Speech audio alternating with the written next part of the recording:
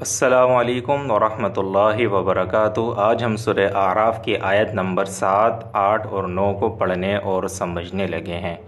جیسا کہ ہم نے اس کی پچھلی والی آیات میں یہ پڑھا تھا کہ اللہ تعالیٰ قیامت کے دن لوگوں سے پوچھیں گے کہ بتاؤ تمہارے پاس پیغمبر آئے تھے یا نہیں آئے تھے، اور انہوں نے تم تک پیغام پہنچایا تھا یا نہیں پہنچایا تھا۔ پھر اسی طرح اللہ پیغمبروں سے بھی پوچھیں گے کیا تم نے میرا پیغام لوگوں تک پہنچا دیا تھا۔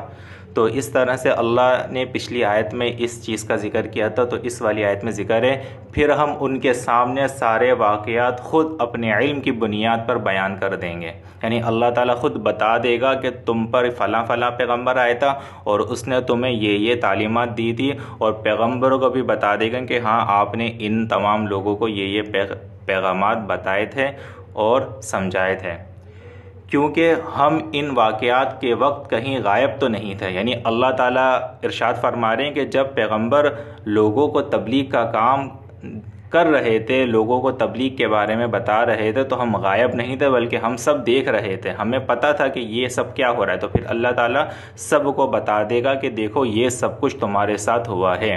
تو یہ اس آیت میں اسی چیز کا ذکر ہے کہ اللہ تعالیٰ سارے واقعات کو خود اپنے علم کے بنیاد پر ان کو بیان کر دیں گے۔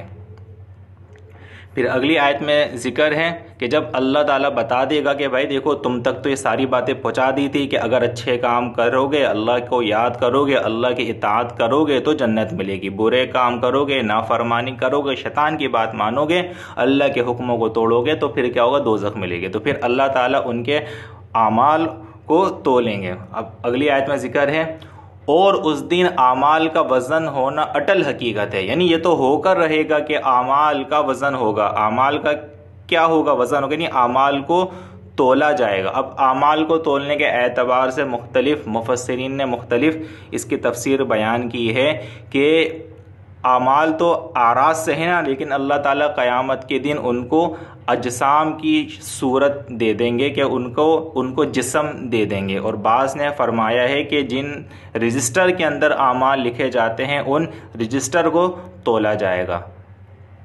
اب کہہ رہے ہیں چنانچہ جن کے ترازو کے پلے بھاری ہوں گے وہی فلاح پانے والے ہوں گے۔ یعنی اللہ تعالیٰ نیکی اور بدی کو تولیں گے، تو جن لوگوں کے نیکی والی سائڈ بھاری ہوگی، نیکی والی سائڈ بھاری ہوگی، وہی لوگ کیا ہوں گے؟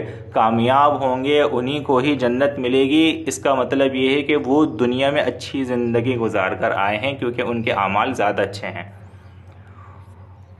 اور جن کے ترازو کے پلے ہلکے ہوں گے، یعنی جن کے ترازو کا جو پلہ ہوگا، سائٹ ہوگی، وہ ہلکے ہوں گے، یعنی ان کی گناہ زیادہ ہوں گے، ان کے گناہ زیادہ ہوں گے اور نیکیاں کم ہوں گی۔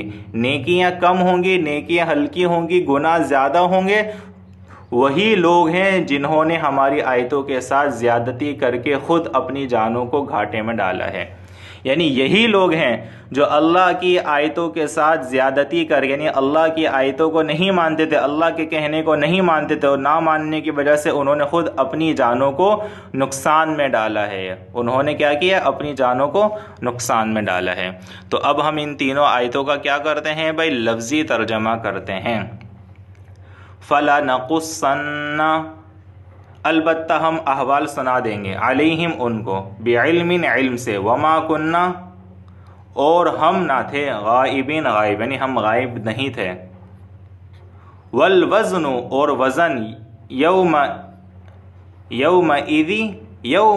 الحق ہے یہ، تو یومئذ اس دن، الحق حق ہے، فمن تو جس، ثقلت بھاری ہوئے، موازینہ میزان نیکیوں کے وزن، فاولئک تو وہی، یعنی وہی لوگ، ہم وہ، المفلحون فلاح پانے والے ہیں۔ ومن اور جس، خفت ہلکے ہوئے، موازینہ اس کے وزن، فاولئک تو وہی لوگ، الذین وہ جنہوں نے خسر نقصان کیا، انفسہم اپنی جانیں، بما کانو کیونکہ تھے، بآیاتنا ہماری آیتوں سے، یظلمون ناانصافی کرتے۔